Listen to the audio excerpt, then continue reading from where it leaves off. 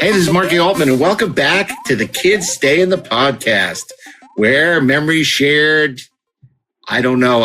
It's been a while since we recorded, so I don't remember our tagline. That's how long it's been. But I'm delighted to welcome back our kids who stay in the podcast, none other than Isaac Altman, Caden Miller, along with Caden Miller's dad, Ashley Edward Miller. Welcome back, guys. Thank you. It's great to be back. Well, I have to say, with our children, it's beginning to feel a lot like Christmas, isn't it? It is. We just put up the tree today. By we, I mean my wife, with the help of the twins. Wait, so what did you and Caden do with this tree situation? Oh, we effed right off, man. Yeah. No, I mean, look, yeah.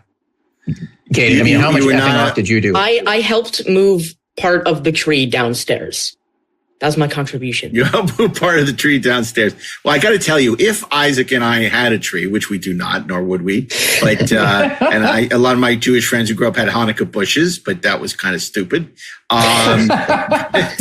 We would definitely, I think, have the new Hallmark Galileo 7 ornament. That Hallmark has some great Star Trek ornaments this year, as they always do. So if we did have a tree or a Hanukkah bush, well, I think I know exactly what ornaments I would get.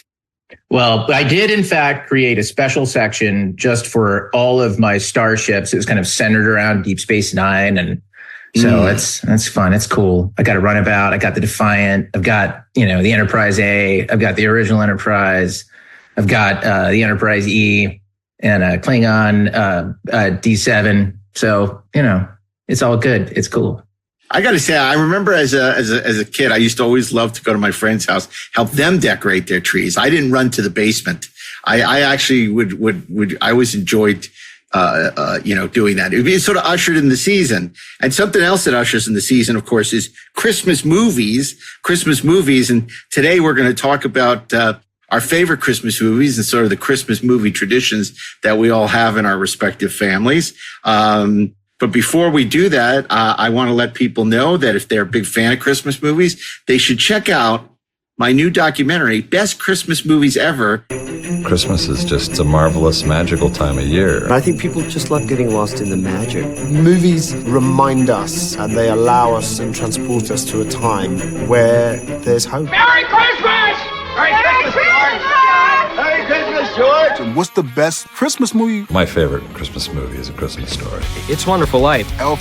White Christmas. Underrated Jingle All the Way. National Lampoon's Christmas Vacation. Beyond Christmas. Home Alone. That's got to be on the Mount Rushmore of modern Christmas classics. I guess I always dreamed about being able to set booby traps in my house. Isn't that what everyone wants to do? Love Actually is one of the greatest Christmas films of all time. That was one of the worst movies I've ever seen. And I will fist fight someone if they tell me otherwise. I hated Love Actually then, and I hate it now. And that movie has all the cheese. I love Trading Places. There are so many adaptations of A Christmas Carol. When a ghost talks to you, you gotta listen. My favorite Christmas movie of all time is Mr. Magoo's Christmas Carol.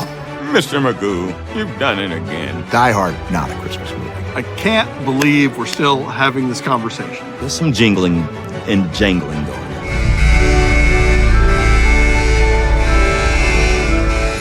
Rediscover the moment and that feeling that Christmas gives you, which is just that cuddly, kind of cozy moment. You get to be a kid again. Christmas is not for children. Christmas is for adults who want to feel like children again. This feeling that we get that returns us to that joy, we get that again when we watch a Christmas movie. It's 10 a.m. Santa's coming to town. Santa! Debuting on the CW on December 9th at 8 p.m. That's on the CW at December 9th, which is all about this very topic that we'll be discussing today, Christmas movies. You may even see some of the people on this podcast in that very documentary. So check it out on the CW, or if you miss it, you can check it out on the CW app. So that's my shameless plug, or my first shameless plug for this week's episode. I got to tell you, one of the Christmas traditions that I was most impressed with, that I heard, was your great trek and I say trek not in relations to Star Trek, but your great trek to the North Pole to see none other than the legendary Santa Claus. And I wonder if you could share with us that story, Caden, and maybe Ashley can jump in and sort of tell us about how this all came about. But you guys actually got to spend some quality time with Santa at the North Pole. And I'm not kidding. This is pretty amazing. Yeah. That was how many years ago was that, Dad? 2 years ago. Was it 2 years ago? 2 years ago. Yeah. So yeah, we were up in Finland, and we were staying at this place with these like our rooms were like in these igloo things, and it was super cool. And so you got to look outside at like the snow and stuff. There was a lot of snow. It was very cold all of the time. So yeah, a lot of and then on one of the days we did go to see Santa Claus, and which was a lot of fun. It was a lot of fun to see Santa Claus. I bet it was. So Ashley, how did this come about that you took your kids to go meet Santa Claus? Okay, you have to understand that my wife and one of my best friends, Tirsa, who's an editor, are insane, and they spent the better part of a year planning this thing. Just this incredible operational deception to get the boys to the freaking North Pole to meet Santa Claus, who is so authentic. He speaks Finnish. I mean, that's how authentic we're talking about. We had these special deliveries that were made to our house and to our friend's house. And her child opened up his thing, and there was a puzzle and there was a clue. And like the boys opened up their thing, and there were puzzles and there were clues. And then we met coincidentally in Tallinn. And it was like, oh my goodness, you're all here.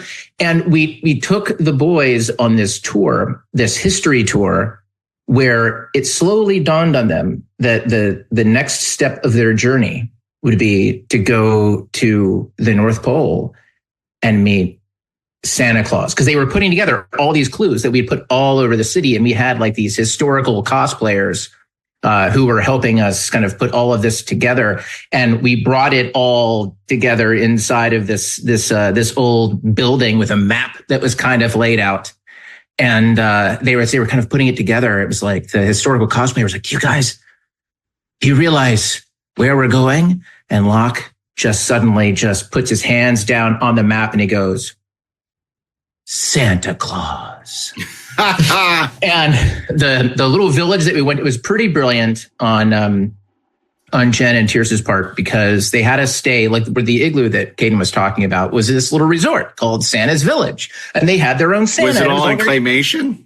It practically was. It was all very Christmas themed, right? It was like resort theme. It was like Disney World, but it was Santa Claus. And if you would go there, you go, okay, I mean, I guess we're going to meet Santa Claus, but not really. Like even a little kid, I think part of your brain would be like, no, this isn't correct.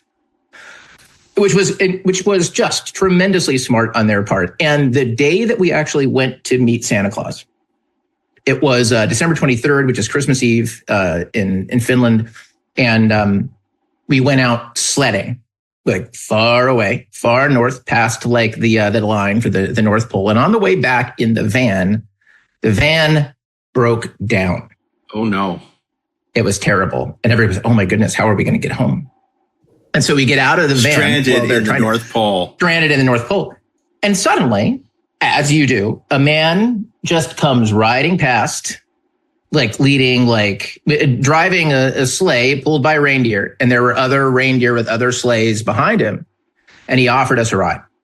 So we took a sleigh ride with a reindeer. And he was taking us to a place where we could call somebody and get a ride. And he takes us to a place, and it's in the woods. And there's like smoke kind of in the distance. And he lets us out, and we get out and we walk. And were there elves? There were elves. Like these two elves come out. The makeup was really good. These cute girls who came out and they were like, they knew all the boys' names and they knew what they wanted for Christmas and they knew about their pets. It was like they were stalking us, but they were cute and had pointed ears. Take it was that, fine. Zoe Deschanel. Absolutely. It was a little bit like Amelie, but different. And, we realized, oh my goodness, we're in Santa's workshop. We do this tour. It was like all this stuff. And then finally we met Santa Claus, and Santa had their Christmas wish lists. And he knew about them. Was Caden naughty or nice that year? Caden was very nice that year. In fact, that's part of the story, was how Caden got read in on what was going on, because he had to be. But there was it was just this lovely little moment on the way out. It couldn't have been more perfect. On the way out, we look up and the Aurora Borealis is hanging over us. Oh, wow. Fantastic, dude. That is so cool. Great. You know what this is? This is my best dad ever trophy. It's going in the garbage. It's going in the garbage because clearly you are the best dad ever after taking your kids to meet Santa Claus at the North Pole. I can't even point to anything that comes close. I took them to see Crimes and Misdemeanors in a theater. That doesn't compare to going to the North Pole to see Santa Claus or going to see Network at the Academy Theater. I mean, that was cool, I admit, but that does not compare with going to the North Pole and seeing Santa Claus right after you saw Ian McKellen in the UK. Right. No, actually, that happened next. I mean, that was the next best thing. And that trip was amazing. Oh, okay. And then, Caden got to meet Ian McKellen. But there was a point when I think we were in Tallinn, Caden, where I think you were getting frustrated with your brothers and their crap, and with their little friend who was along with us and his crap. Although you were really great with them. Right. And it was just, you were just kind of beginning to give that sort of like a cranky, I'm tired, what are we doing here thing. And I remember pulling you aside and I said, listen, man, I said, do you understand what we're doing here? And you're like, no. I was like, okay, let me tell you what we're doing here.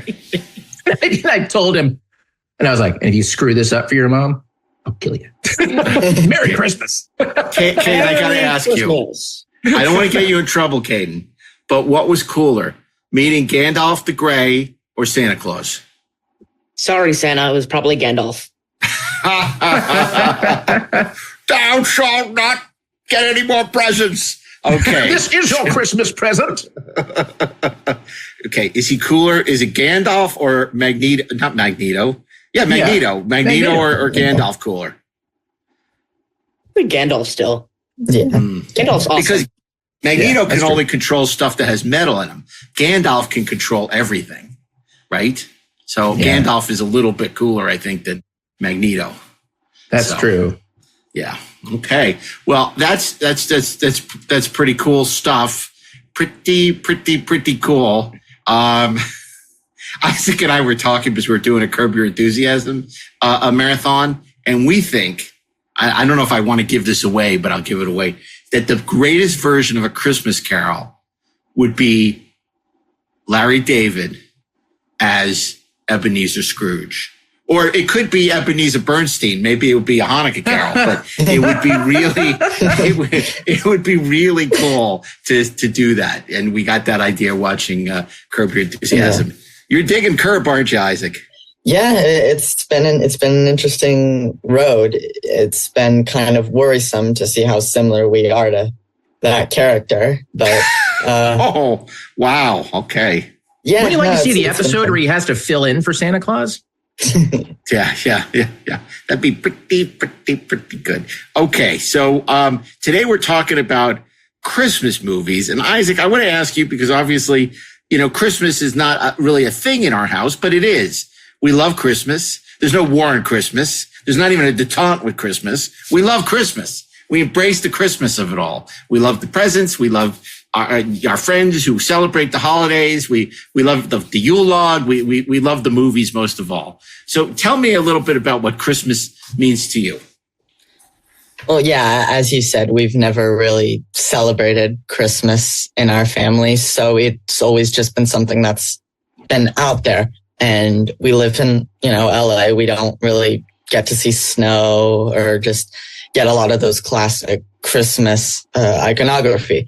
But through Christmas movies, it's really allowed us to connect with the spirit of the holidays and it's made everything a really enjoyable time. And this year, with Hanukkah starting Christmas Day, it allows us to get into the holiday spirit even more, rather than just getting Hanukkah out of the way a month earlier than Christmas. Now it falls right over the holiday season. Why do you think there are no good Hanukkah movies, Isaac? Well, there's the Hebrew Hammer, but I haven't seen it, so I can't attest to it. But the plot sounded interesting. Yeah. But I don't know. Okay. Yeah, no. And Caden, what about what resonates for you with Christmas? What's special about the holidays besides being off from school? I mean, other than like the copious amounts of pants that I get for Christmas. Pants. Really? I feel like it's just spending time with family that you haven't been able to see for a while, like spending time with grandparents, cousins, whoever, and just being able to like just see people that you haven't seen in a while and just be like thankful to have them there.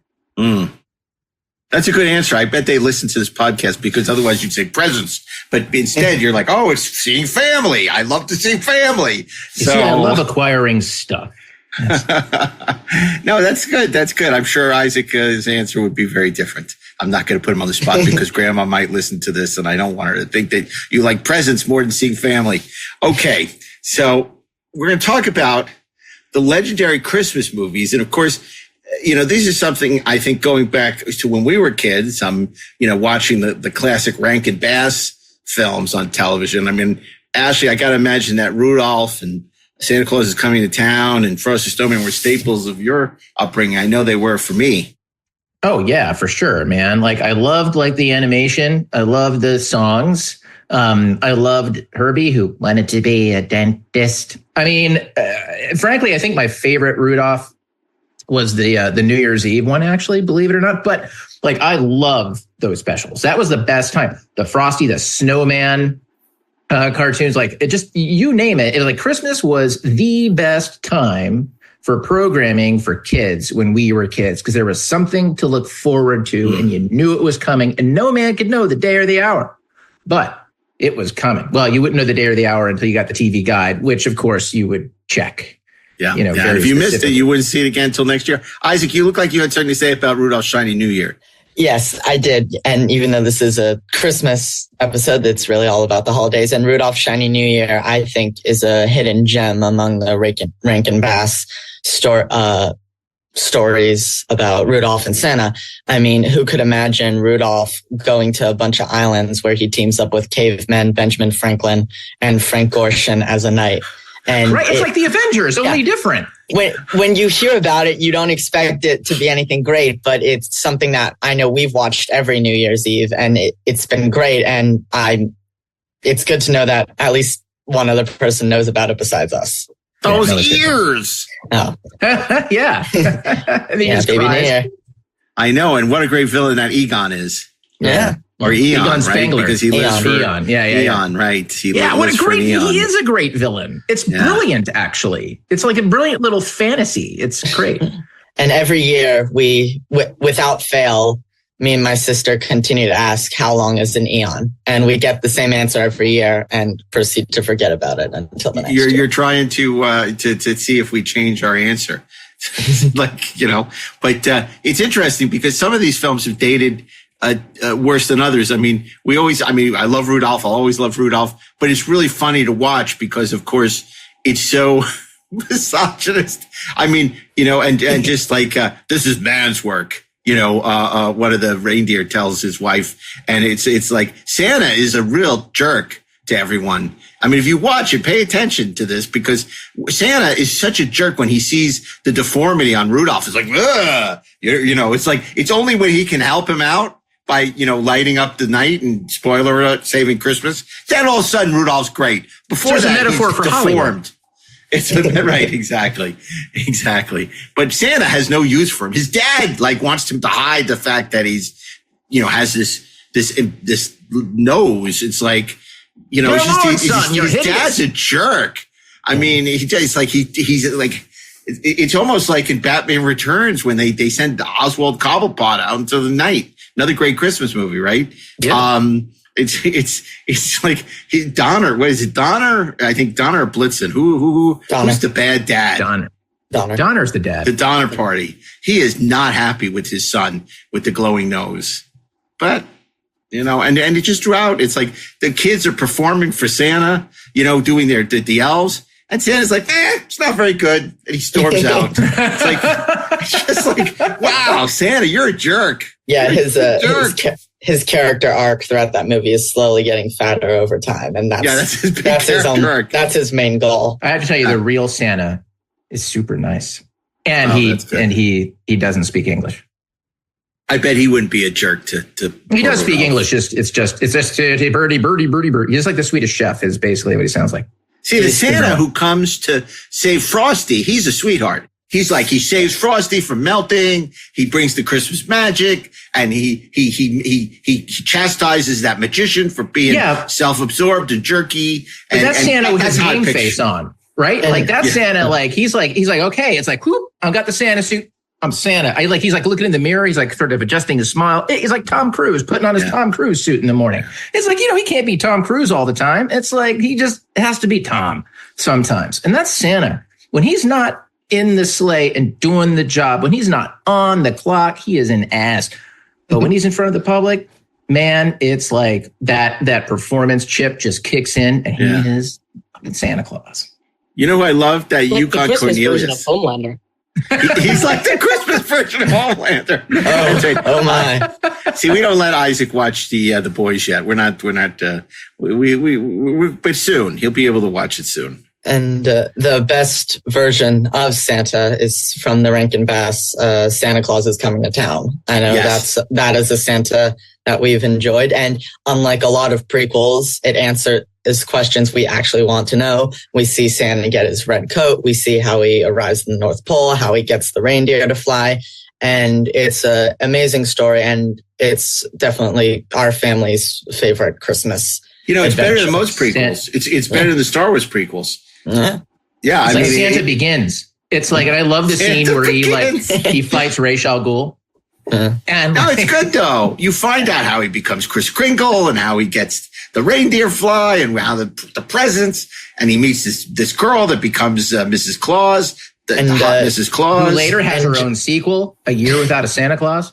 Yeah, that's a great one. And the Germans are the bad guys, just like any classic. Just like any classic. That's right. Chanel. I know they want to lock up Santa Claus. He's given the presents. And of course, that's the voice of the great Paul Frees, who's the voice of every Disney attraction almost. It's a great Christmas movie as well as a great Jewish Hanukkah movie. Exactly. That's right. That's the attitude. Stay away from Germany. So it's crazy. But that's really entertaining. And I love the Winter Warlock, the great Keenan Wynn, who is a wonderful character actor from, the 50s and 60s, just bizarre guy. And he plays the Winter Warlock, and he has that great song, Put One Foot in front of the other. And soon you'll be walking out the door. That's right. It's okay. Christmas movies are the only musicals he likes. It's true. I'm the only person who didn't like Wicked apparently in the world. I haven't seen it yet. I mean, here's my quick rant on Wicked. I read the book. I love it. I saw the show on Broadway, drunk out of my mind, admittedly, but I loved it. I love The Wizard of Oz. What I don't understand, The Wizard of Oz clocks in at an hour and 42 minutes. Wicked clocks in at about 2 hours and 30. And it's part one. How in the hell is that movie 2 hours and 30 minutes, only part one, 45 minutes longer than The Wizard of Oz? And it's also approximately an hour longer than the stage show. I don't get what justifies that other than incredible self-indulgence. I can't wait till part two where Dorothy finds the sports almanac and changes everything. Because that would be Dorothy finds the sports almanac. Or Dorothy Gale. Dorothy Gale. Yeah. So, no, actually, look, it's actually a very well-made movie, and I understand all the love it's getting. I don't like musicals, as I've established in the past on the show. I love Singing in the Rain. That's about it. So I get why people like Wicked, but it was kind of like pulling teeth for me, just because it's long and it goes on, and but it's. I would never say it's not a good or well-made movie. I think it's very good. I get why people love it, just not my cup of tea. But I have nothing but respect for it. I just don't enjoy it because it's not my thing. I just don't like musicals. I've always hated musicals. I always will. Okay. I've never forgiven them for the death of my boy. Wait, what? Anyway, that's neither here nor there. We're here to talk about Christmas movies. And so I want to ask each of you to tell me maybe the Christmas movie that means the most to you. And there are a lot of great Christmas movies. There's some classics. They're the modern classics. There's gonzo classics. And of course, and we'll talk about this, movies that may or may not be Christmas movies. So why don't we start with you, Caden? What's your favorite Christmas, the movie you want to watch every year? See, I would say Die Hard, but we're gonna save that movie for later. Since I'm not gonna say Die Hard, I'm gonna say The Nightmare Before Christmas. Ah.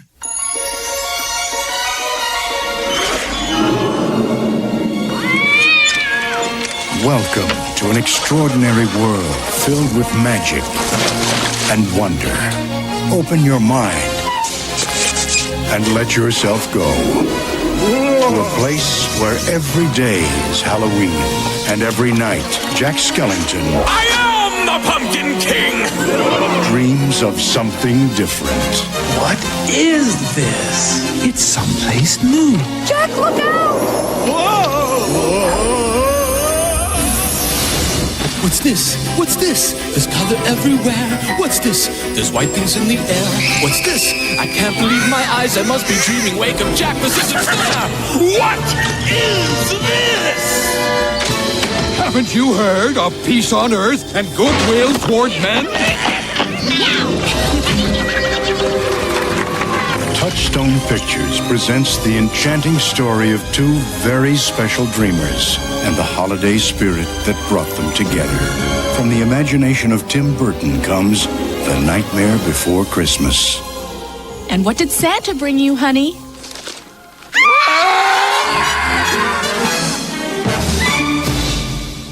What do you love about that movie? It's so stylized in such a unique way. And it's so different from almost like every other movie in just the visuals alone. And also like the story that it tries to tell. And it's not only like, it's a product of like a good concept and good execution at the same time. And I think it's just great. I think I really, really like everything about that movie that it does. And it also somewhat serves as a Halloween movie. So. Yeah, great pick. Now, Caden, am I wrong, or did you go to see that at the Hollywood Bowl with your mom and your brother, with Danny Elfman doing the music? Yes, I did. I went to the Hollywood Bowl to see that. I don't think that was my first time seeing it, though. Right, but you got to see it with Danny Elfman live and all that other stuff. Yeah, which I was very jealous of. That's pretty cool. If you're going to get to see Nightmare Before Christmas, see it with Danny Elfman live music. For sure, man. I think I was at Austin Film Festival for some reason. I don't know why I was doing that, but yeah. No, it's a great pick. So for you, it's a Christmas movie, not a Halloween movie, then. Yeah, I think it's more of a Christmas movie than it is a Halloween movie. Okay, because that is definitely something. It's one of those questions that divides people. So I want to ask your older brother there. Oh, your dad, Ashley Miller. What's your favorite Christmas movie, special Christmas movie? Wow, man. I would say Die Hard, but we're going to save that for later. Look, there is one movie that stands above all other films for me when it comes to Christmas movies. There is none higher than this film. And I don't think one was ever made before, ever will be made after, that will exceed it in its genius and its quality. And I'm speaking, of course, of Bob Clark's Black Christmas. I'm kidding. It's another Bob Clark movie. Although Black Christmas is great. And it would be an entertaining answer for Wednesday on the 4:30 movie. Right, on the 4:30 movie. That's more 4:30 movie, I'd say. Yeah. Instead, it's Bob Clark's Christmas Story. In this modern age, Perfect. too many people have lost sight of the true meaning of Christmas. Mom! Hush! Shut up, Ralphie! So now, in the spirit of the original, Me to you! Stop! traditional, American Christmas, Thanks a lot! MGM presents A Christmas Story. Dashing through the snow. Uncle! In a one-horse open sleigh. For the field we go. Laughing all the way. Bells on bobtail ring. Each day it's fine. What fun it is to ride and sing.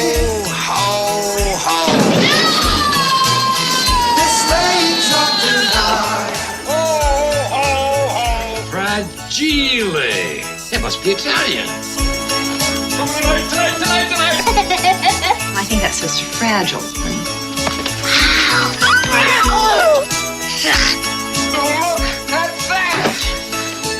A Christmas Story. Come on! The movie that pulls off Santa's beard. Oh, wow. And unwraps the secrets. Did I get a tie this year? Of the original, traditional, He looks like a deranged Easter bunny. 100% two-fisted, red-blooded, It's smiling at me. all-American Christmas. A Christmas Story.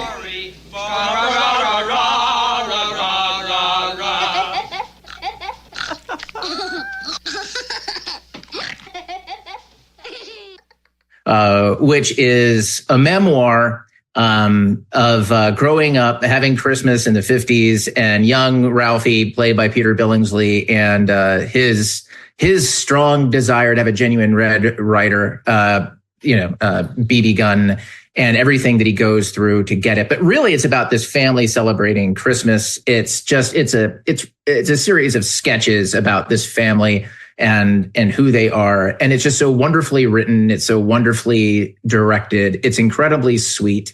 But it has its own edge. I mean, it's infinitely quotable.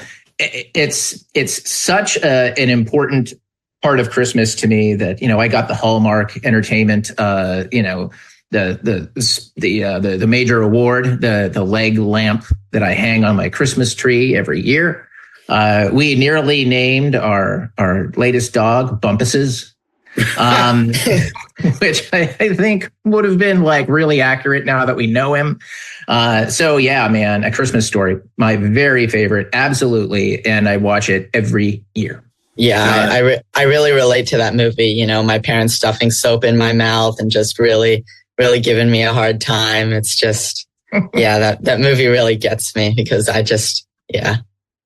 Yeah, and of course, it's based on the old radio shows and writings of Gene Shepard. He used to be on WR New York. A beautiful throwback, a 1983 movie.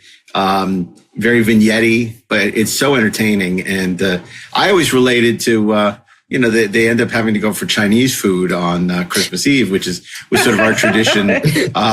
We would go, because that was back in the day when nothing was open on Christmas Eve, nothing. The only thing that was open was Chinese food. So we would go for Chinese food and go to the movies. And so many classic films on Christmas Eve, everything from Superman the movie to The Black Hole to Chorus Line. so many things. But I love Christmas Story. Can't go wrong. Christmas Story. Peter Billingsley is great. You'll shoot your eye out with that thing, kid. And Ralphie, come back. It's just delightful. Well, I was going to say Die Hard also, but since we're going to kick that can down the road, since we seem to all want to say Die Hard, my pick is I'm going to go back to all the way back to 1947, which was a great year for Christmas movies. Of course, I'm talking about the original Miracle on 34th Street. Well, young lady, and what's your name? I'm sorry, she doesn't speak English. She's Dutch. She just came over. She's been living in an orphan's home in Rotterdam ever since, well, we've adopted her. I told her you wouldn't be able to speak to her, but when she saw you in the parade yesterday, she said you were Santa Claus, as she calls you, and you could talk to her. Well, I didn't know what to do. Hallo, ik ben blij dat je gekomen bent. Oh, u bent Sinterklaas. Jazeker. Ik wist het wel. Ik was zeker dat u het zou begrijpen. Natuurlijk. Zeg maar wat je zou willen hebben van Sinterklaas. Niks. Ik heb van alles. Ik wil alleen maar bij deze lieve dame zijn. Wil je wat voor mij zingen?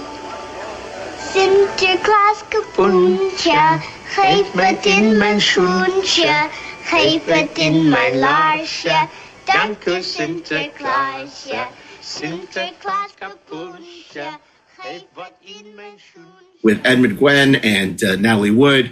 Just a movie I watched year after year after year on television. Now I subject the entire family to it on beautiful Blu-ray. And it's really special. The idea that this man claims to be Santa Claus, and by the end of the movie, not only does the little girl who was sort of jaded and cynical believe he's Santa Claus, but everyone watching the movie believes he's Santa Claus as well. And it's sweet, it's adorable, it's jaded. It takes place. It's a great time capsule snapshot of New York in that era, the Macy's Thanksgiving Day Parade, and all through Christmas, which was a sort of staple of as kids going to Macy's. So I find that the performances, tour de force, of course, Edmund Gwenn won an Oscar for playing Santa Claus, or Kris Kringle in that movie, and wonderful character actors, Porter Hall, a lot of great character actors of the era who were in it. Just a terrific movie, and I love it. And Christmas goes by that I don't watch it, and I was thrilled to be able to introduce it to my family a couple of years ago, and I think they loved it as much as I did. I don't know that I agree that the film itself is jaded, but what I think it does do is it grapples very directly and honestly with a jaded attitude towards Christmas and cynicism towards it. And when I say honestly, I mean, it doesn't bring it up and then dismiss it. And it doesn't treat the people who are cynical about it as less than or as the villains. It's not a situation where you've got our little heroine who really believes in Santa Claus, and if only everybody else would too. It's none of those things. It's really a story about the friendship between this little girl and this old man, and what it means to both of them, and how it kind of saves her and it makes her life better. And it takes that cynicism in the course of the story. It forces everyone, including the audience, to release the cynicism and accept the possibility of miracles. And that's why I think it's so effective and such a wonderful film. I think that's a great pick. It's the time for miracles, Theo. Oh, wrong movie. But it's just, and I love Natalie Wood's arc.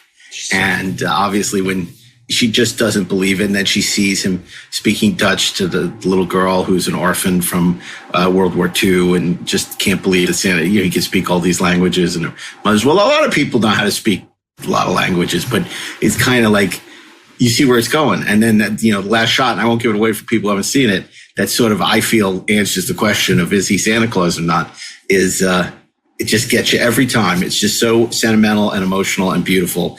And I love, love, love it. And everything that's so great about it is wrong-headed about the remake, sadly. Yes. So, of course, we're talking about the 1947 version and not the John Hughes remake. And it's not often I can say, don't watch a John Hughes movie, but in this case, don't watch the John Hughes movie. Okay, Isaac, it comes down to you. What's your pick for the greatest Christmas movie ever? Well, if I had seen it, I would pick Die Hard 2. But Die Hard 2 or Die Hard as well? 2. Oh, okay. Yeah, because it's also a Christmas movie. No, I've seen the original Die Hard, and we'll get to it. But I love Miracle on 34th Street, as you stated it. I think it's my favorite interpretation of Santa Claus. It's more of a guilty pleasure, but I do enjoy the Tim Allen, The Santa Claus movie, where he murders Santa Claus and takes this place. It's a very disturbing movie, but I like it. But and of course I love Elf. I love It's a Wonderful Life. But my favorite is a tradition that most people that I think my family exclusively practices. As Santa. No, it's an animated movie. It's something we watch every Christmas morning. If you could see my father's expression, he's dismayed. I'm horrified. Horrified. It's Caillou's holiday movie. You're invited. Celebrate the holidays with Caillou this season in his only feature film release, Caillou's Holiday Movie, now on DVD. Filled with magical moments seen through a small child's eyes, this delightful story will enchant your entire family. Merry Christmas! Rosie too! Bring home Caillou's Holiday Movie on DVD today. And if you've seen Caillou, it's the bald kid in the yellow shirt, and they did. Isn't that Charlie Brown?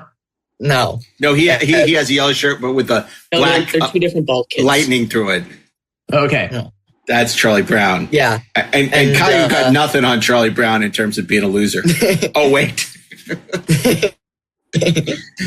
But it's this great story. It's a series of vignettes. Caillou learns the gift of sharing through making cookies with his grandma. He learns about the Jews through his Jewish friend Leo and playing dreidel and stealing all of the raisins. They didn't do gelt, which always annoyed me. And it takes every Christmas story through and has the wonder of song. And it's something that me and my sister, with the exception of 1 year where I watched it without her, and she has never let me forget it. It's been something that I love watching, and I will continue to watch it until it disappears from the face of the earth and it's lost. But hopefully that if you don't have it on physical media, that could happen. Wow. I did not see that one coming, and I am shocked and a little appalled. And, but I get it. I get it. Wow. How about that? Well, I want to get off that Caillou subject as quick as possible. I'm always talking about what great taste you have. In fact, we went to go see Network at the Academy Theater the other day, which you love. I mean, we've just had the most incredible marathon of movies. And now you're mad as hell and you're not going to take him anymore? And now I'm mad as hell and I'm not going to take him anymore. It's been a good week of movies. 12 Angry Men, Good Morning Vietnam, To Kill a Mockingbird. Yeah. Wow, that is a great week of movies. Stagecoach, the original Invasion of the Body Snatchers. Speaking of, religion and stuff, Kate and I went to see Heretic, and it was amazing. Oh, really? Awesome. Wow. Okay. Yeah. It's awesome. And we saw Heretic on the police force, Clint Eastwood in Dirty Harry. Oh, yeah. Nice. Dirty Heretic. Yeah. There you go. There's a movie. I could see that. Okay, well, did I fire 5 shots or did I fire 6? Anyway, okay. Sorry. There's a movie that keeps coming up in conversation that really seems to be very polarizing for a lot of people, which of course is the 1988 classic action film Die Hard, a Christmas movie. So I put that to you.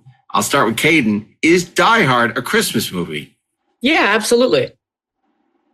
I'm like, I didn't even know that was like a question or like a debate that people like. Well, you should talk to Steve Melching like an hour ago. Yeah, I always considered it a Christmas movie. I remember I forget when. I think I was like 8 or 9 when you like turned it on and you were like, "Hey, Caden, want to watch Die Hard with us?" And so we watched Die Hard. Yeah, didn't we go to see it last year in the theater? We did go to see it last year in the theater. Yeah, I always considered it a Christmas movie. I think like a lot of the Christmas stuff in it is quite relevant to the plot as well. And is Die Hard 2 a Christmas movie? Have not seen Die Hard 2. Ooh. You'll have to remedy that this holiday season, as will we. You just brought up a really interesting point, Mark, because I think that Die Hard 2 is the best evidence, or the most conclusive evidence that Die Hard is in fact a Christmas film. because Die Hard 2, IMO, is merely a movie that takes place at Christmas time. Die Hard is a Christmas film. Why? Because the theme of that movie is about family coming together and being better, right? It's A Wonderful Life. It's White Christmas. It is John McClane, who is basically facing down all the choices in his life and deciding that he has just got to be a better person. It is about the difference between wanting to acquire things, whether they're bearer bonds, or time with your children, just one more moment. It is about greed versus selflessness. It's got like great Christmas music. You know what I mean? It's all of that. It's even got miracles. You asked for miracles. I give you the FBI. And it just, there is everything about that film reads Christmas to me. If you took Christmas out of it, you would be removing an important thematic element that visually adds, and in terms of the music and all of the other things, really kind of add to the impact of that film. And if you reset, Die Hard 2 at Thanksgiving, it would feel the same, because it doesn't have any thematic resonance. It's not a part of it. I mean, you can tell basically any Christmas story divorced from Christmas, but using the iconography of Christmas is what causes those movies to transcend and become something else. And I think that's what works. That's why it works so well in Die Hard. You feel it.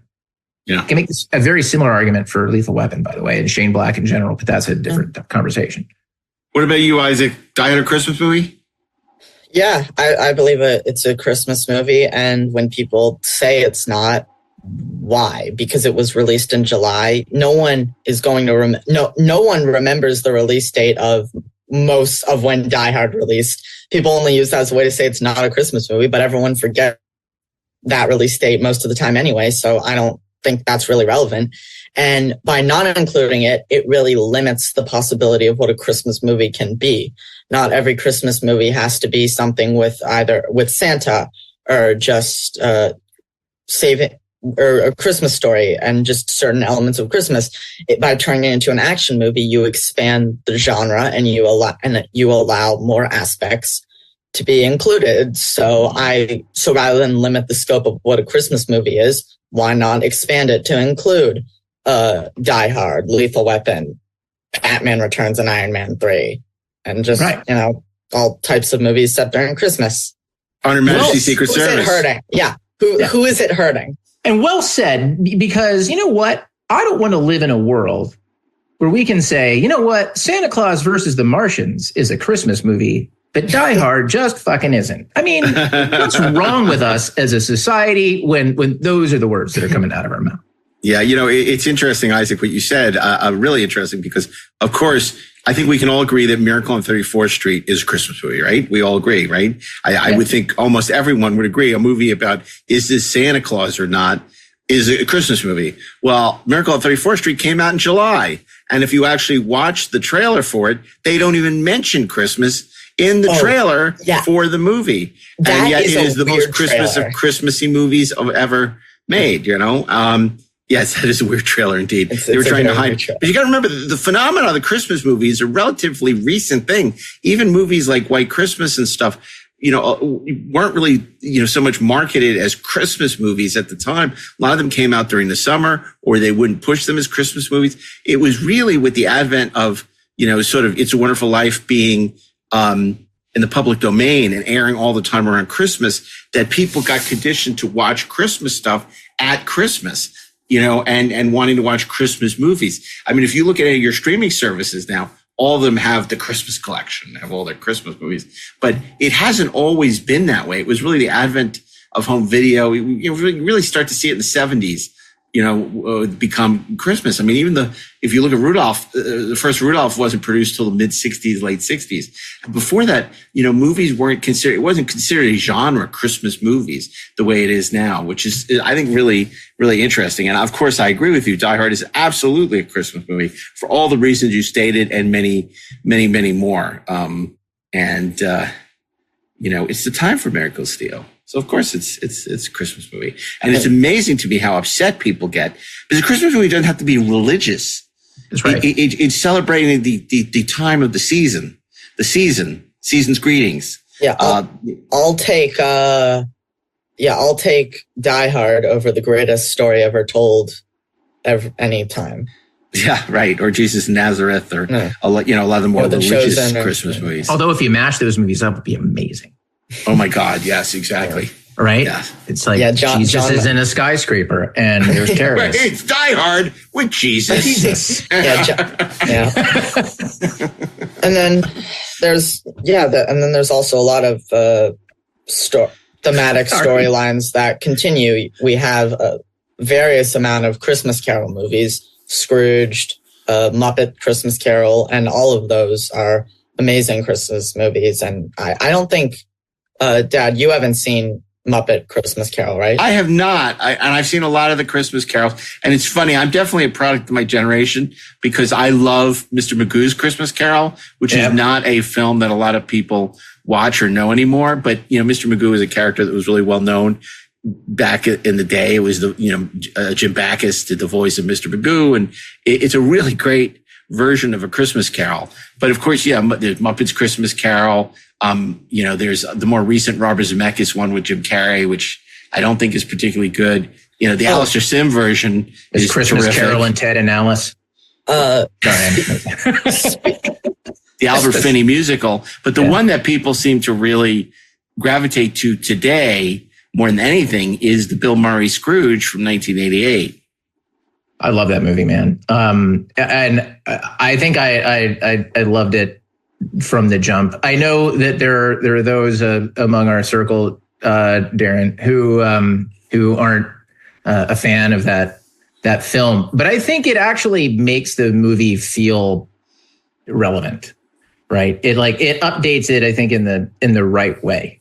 Mm-hmm. That it doesn't change the moral of the story at all. It embraces the moral of the story. It just resets it in such a way that it's its own thing. It's not just a remake or a retelling or any of that other stuff. Yeah. And Bill Murray is great, because Bill Murray is almost always great. Yeah. And then going back to Jim Carrey, I'm curious what the Millers' thoughts are on some of the Grinch stuff, because I know we really like the original cartoon, but it seems like we're in the minority because we don't particularly enjoy the Jim Carrey live action, How the Grinch Stole Christmas. I'm with you guys, honestly. Okay. I don't like it. I love the original cartoon. And I like the one, I think it was Illumination did a version. Oh yeah, the one from 2018, I think. Yeah, that I thought was pretty good, but I'd never liked the Jim. There was something very disturbing about it, that it was just off-putting, like not quite Polar Express, like run scream for the hills because Satan has arrived, but there was just something about it that just, I don't know. Yeah, we're big fans of the Chuck Jones Grinch, but yeah, the Ron Howard Grinch is actually rather terrifying. What about Love Actually? I mean, I think you guys just watched it for the first time last year, didn't you, Isaac? Or I think it was either last year or 2 years ago. It's another polarizing film now. People seem to be put off by certain aspects of it. I think it's charming. I agree. For the most part.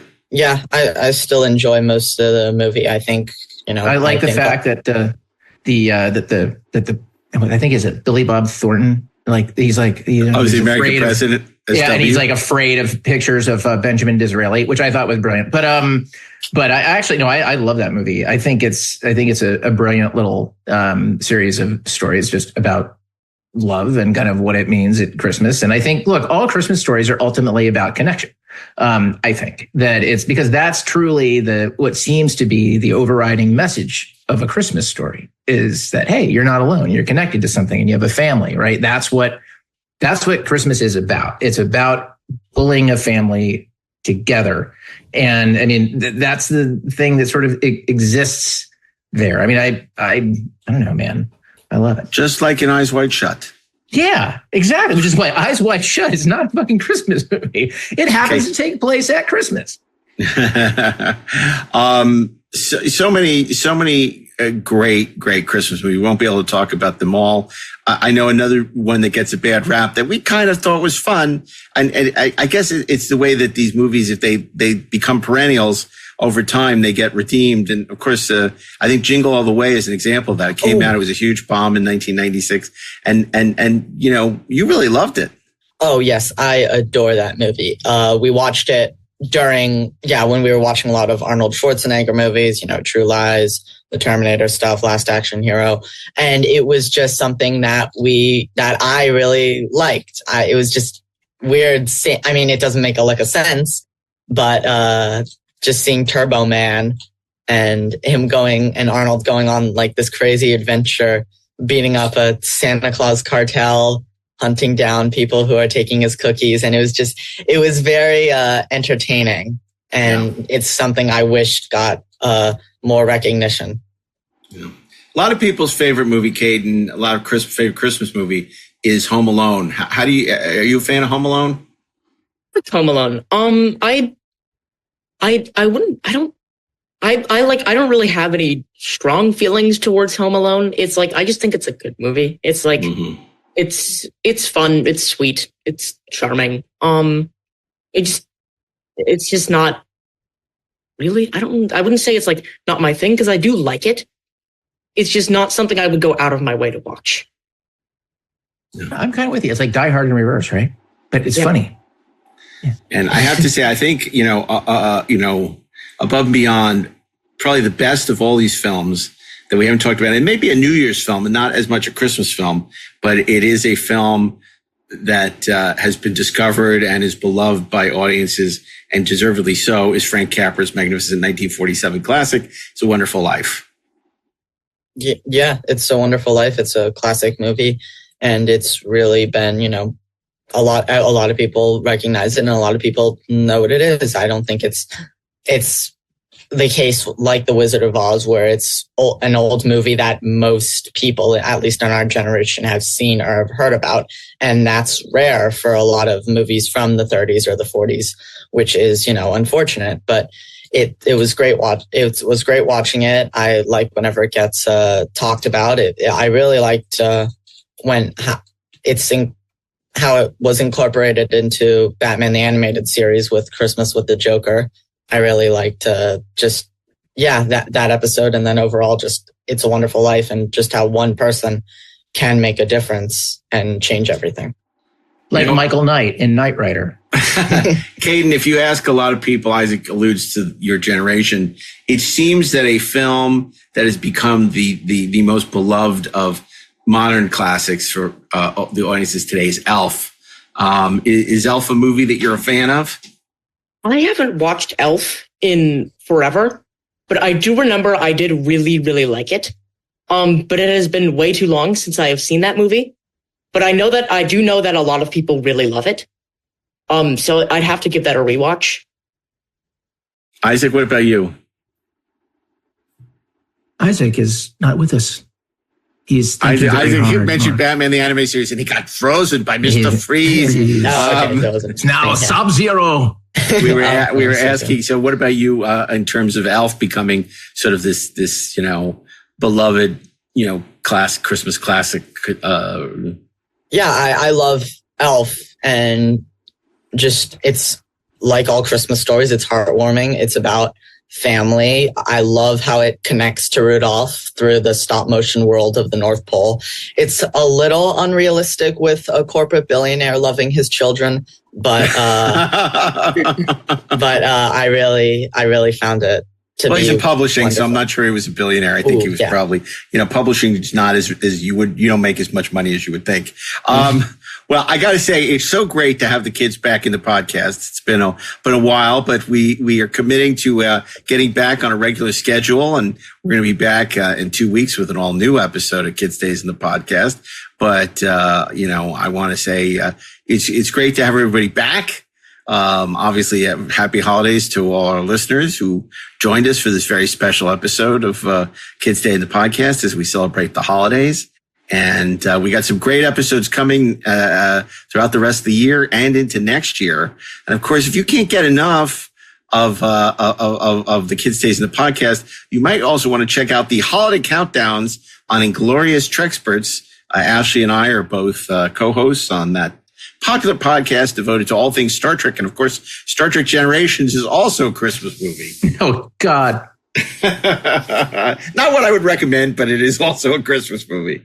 Ho, ho, ho. Ho, ho, ho. Yeah. So, okay. So is there one Christmas movie before we go that you haven't seen that you feel you need to see to complete your Christmas, your really feel like, oh, I need to see this movie. Maybe this Christmas I'm going to watch it. Caden? Oh, man. I'm trying to, I don't know. There was a lot on here that I haven't seen. So I don't know. I will figure it out because You'll get back to us. I'm going to ask you when we come back for our next episode. What about you, Ash? Is there things a blind I spot haven't in seen? Oh my God. I mean, it's like, I think of funny things like, it's like, Clockwork Orange. But is that a Christmas film? I don't know. But I've seen it. That's the problem. Eyes Wide Shut. Is that a Christmas? No, It's not a Christmas film. There's so many things. I would rather say, because I can't think of one that I have not seen, but I'll tell you one that's maybe out of the box that Silent Night, Deadly Night. Suggest everybody see. Although our friend Josh Miller wrote Violent Night, which is pretty good. So since I can't think of one that I have not seen, my out of the box, by the way, go see it pick is Kiss Kiss Bang Bang. Mm-hmm. Great choice. Not really a Christmas movie, but it takes place on Christmas. Great movie. There you go. Yeah. Okay. And then I have not seen White Christmas, believe it or not. I really need to remedy that. Isaac, what about you? Well, he stole my pick with White Christmas. So, oh my God. I mean, regular Steve Melching. Yeah. Okay. So, what haven't I seen? Okay. I've seen Christmas movies. This one. Huh. Okay. Ooh.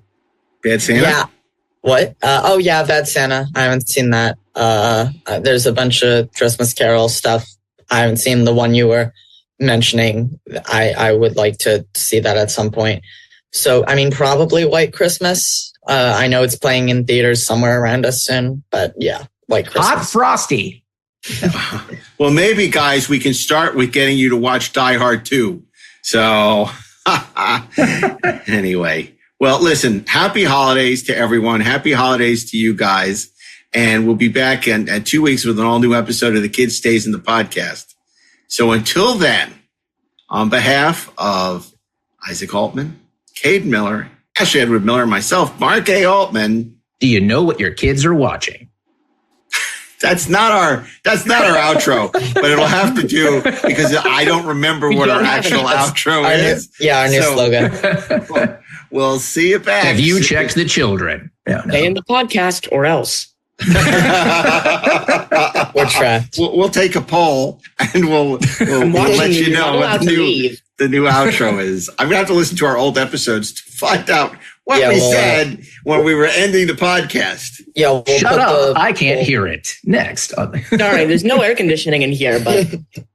Okay, and of course you can follow us on social at Kids Stay in the Pod on Instagram, and I don't even know where we are. I don't know everywhere. Yeah, we're here, we're there, we're everywhere. We got tiger's blood. We're sorcerers, man. We're on the Inglorious Trexperts Discord, so join that. Oh yeah, check out the Inglorious Trexperts Discord. And we might say a few things to you. We may not. We'll do our best. Yeah, maybe they'll jump in. You can find out more if you go to Inglorious Trexperts on Discord or check the show notes. So until next time, we'll catch you at the movies. And thanks for joining us.